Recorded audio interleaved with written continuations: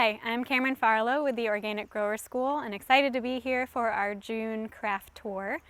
We are partnering with the Southern Appalachian Highlands Conservancy and out here on their community farm. And we also have Buncombe County Extension here to take us through a pasture walk where we'll be talking all about what farmers need to be looking for in a healthy pasture. Hello, my name is Chris Link. I am with the Southern Appalachian Highlands Conservancy. We are on our community farm today, a 140-acre farm in Alexander, North Carolina. We are here today with the Organic Grower School and the Extension office. We are going to be walking our pastures, assessing for desirable and undesirable plants, and discussing the management of those plants. Hi there, I'm Meghan Baker and I work with the North Carolina Cooperative Extension Service. I'm the Buncombe County Small Farms Agent and I'm here today to walk with you in the pasture and help you identify the plants that we see. We'll talk about the characteristics of the plants and look at them up close, and we'll talk about the life cycle and how you can use those two pieces of information to make management decisions for your pasture.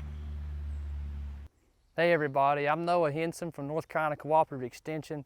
I serve as a livestock agent in Buncombe County, and I'm here today to help you identify different types of weeds and forages that you have in your pasture that not only make your livestock production more profitable, but will also create a more desirable soil type that will make you more efficient for years to come. The first plant we'll look at is water hemlock, also called poison hemlock. Both of those are common names, and we'll continually just use common names as we go through our talk today. Poison hemlock is in the carrot family. It has white flowers in an umbellifera pattern, like a lot of things that we see and relate to in the carrot family. It has fringed leaves, and the stems are speckled with purple patterning, so very distinctive for that particular plant. This plant is a biennial, meaning that the first year it starts out as a basal rosette, so very low to the ground. And in the second season is when it starts to grow that erect habit, and it will flower in the second year and go to seed. Our jobs as managers would be to make sure that we prevent any additional seed from being created and matured and dropped into the soil. So we would ideally mow this down. And even more ideal would be to do that earlier in the season, like March timeframe, in the springtime. That time of year you would still be able to identify the leaves, and as we are looking at this patch here, we can see through the pasture that we are starting to get clumps additionally spread throughout the pasture. This plant here is called Buttercup, and this is a very common weed that we see in the late spring. We typically see it in areas that have low soil fertility or areas that have been overgrazed. You can see the yellow flowers here, and you can also notice that there are plants underneath the buttercup, and that's one of the problems with buttercup. It's very bitter, so animals won't eat it. But underneath this buttercup is some really desirable forage. And so the animals will not be able to access this because they're not going to be eating the buttercup. So one of the more common weeds that we're going to be seeing in our pastures in western North Carolina will be thistle. And there's two varieties that were pretty common. One will be bull thistle, and then the one we're looking at today is musk thistle.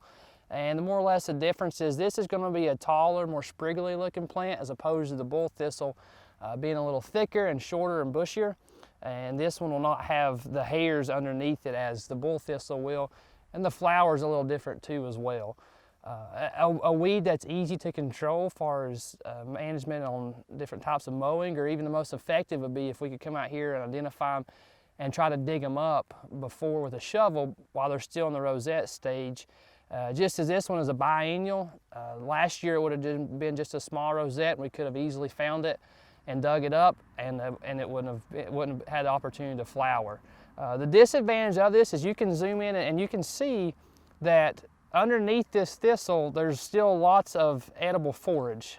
We have lots of good clover and good fescue that's trapped underneath here, and the defense that these thistles have is that they have thorns and spikes, and the animals, it hurts them, it hurts their nose, it hurts their face when they get up close to them, And because of that, they're not able to graze and we lose lots of forage that's in our pasture. So the other thistle that we'll see in pastures will be bull thistle. This is one beside me here, and the difference with them is this one will usually be shorter. It'll be a little bushier type plant, but the main difference is that this one's going to have smaller white hairs sticking off of it, and the bulb is going to be just a touch different when it does go to flower. Same principles still apply to this one. It does have the thorns and probably a touch more aggressive thorns on it. Animals are going to be staying far away from this, and as you can tell, there's still plenty of edible clover and different types of grasses that is left under here that went untouched by the animals as they grazed through here.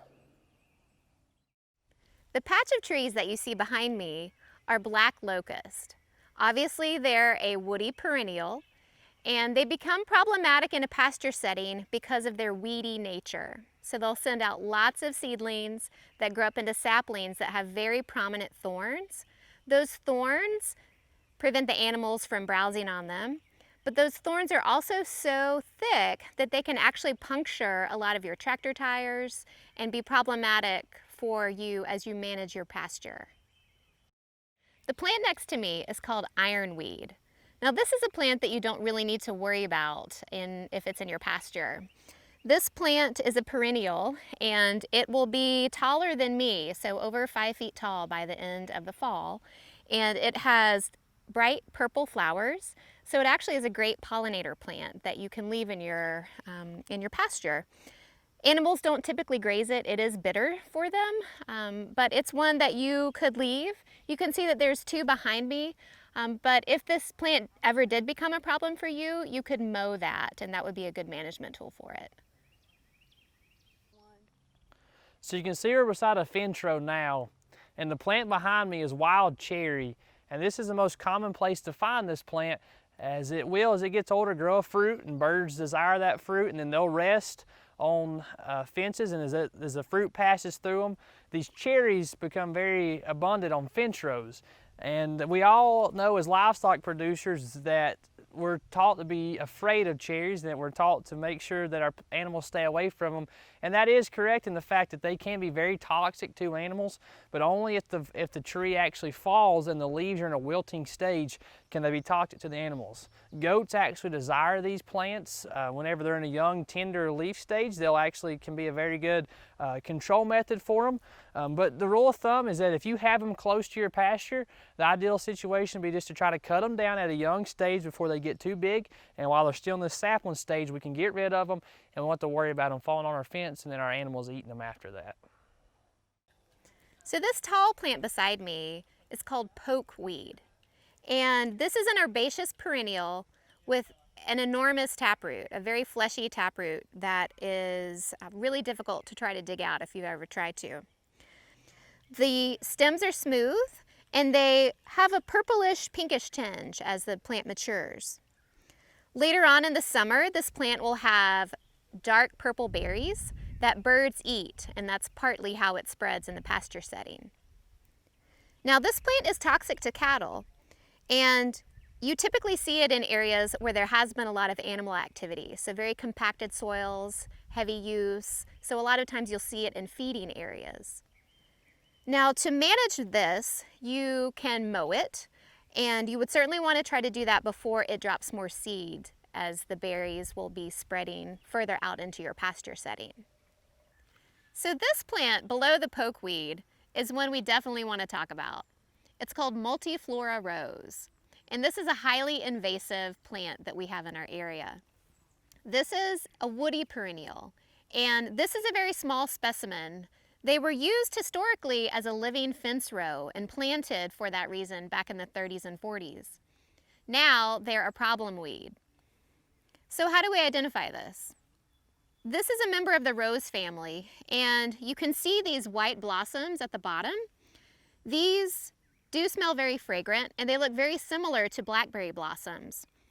But the blossoms are smaller than blackberry flowers, and if you'll notice, the leaves are much smaller. So blackberries, as opposed to Multiflora Rose, have leaflets in sets of 3 and 5.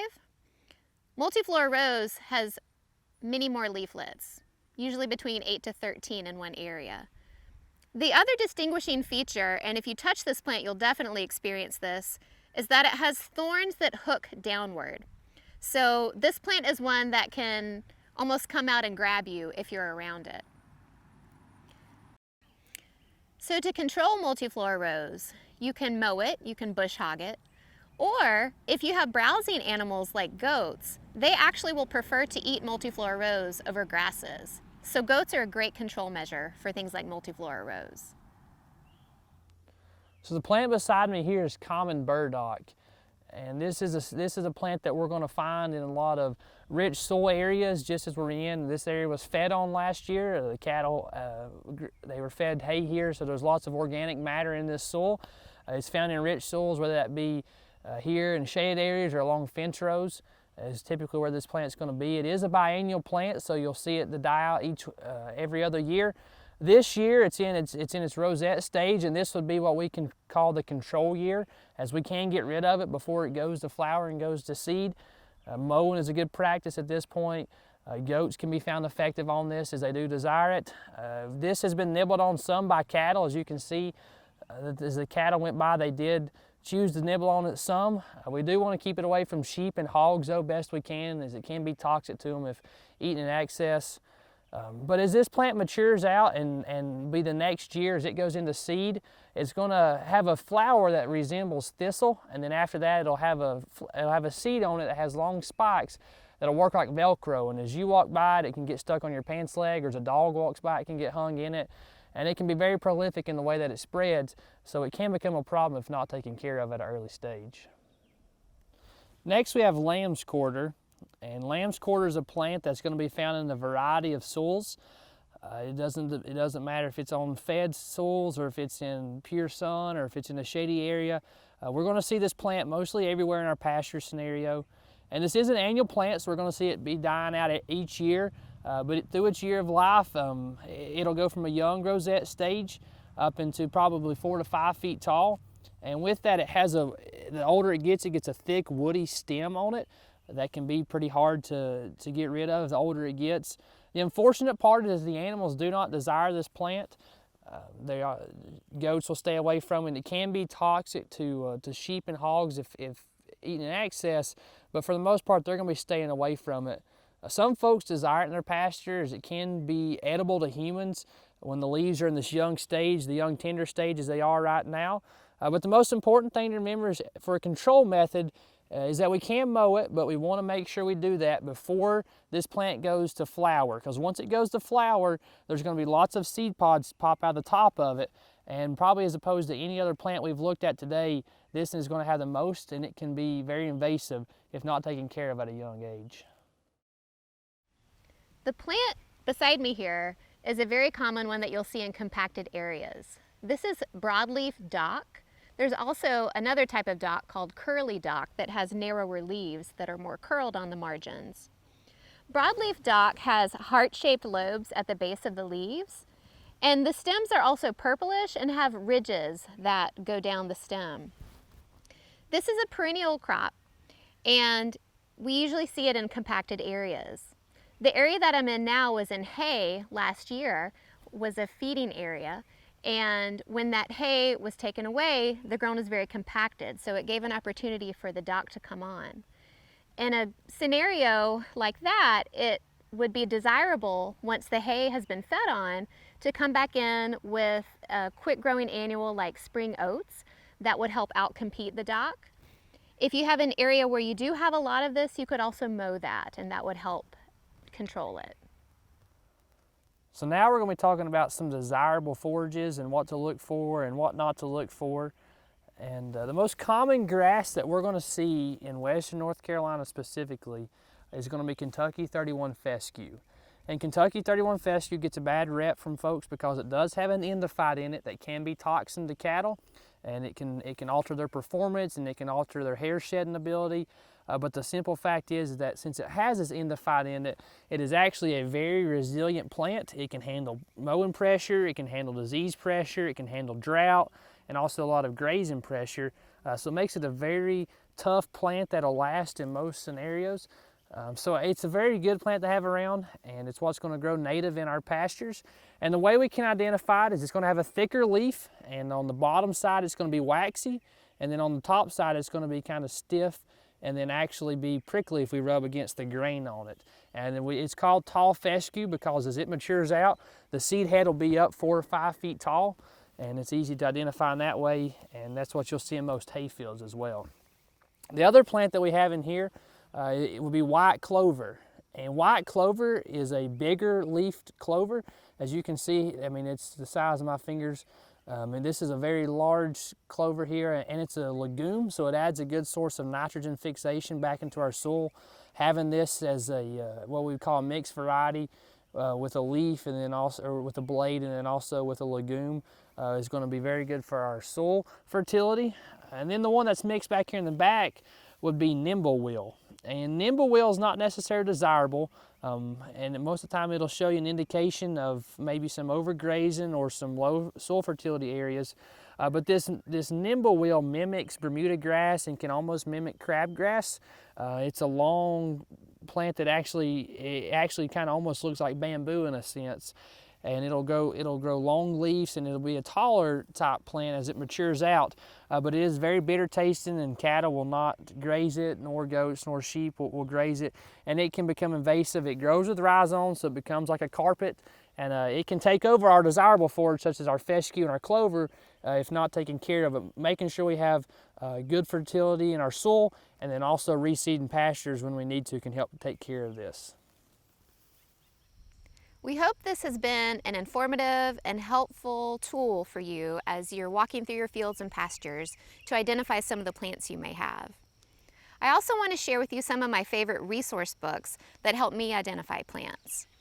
Wildflowers of Tennessee, the Ohio Valley, and the Southern Appalachians is one of my most used resources, as well as Weeds of the Northeast and Weeds of the South. Beyond those resources and online resources you can find, know that you can also contact your local cooperative extension agents, and we can come out and do field assessments or assist you if you're having more complex pasture management issues.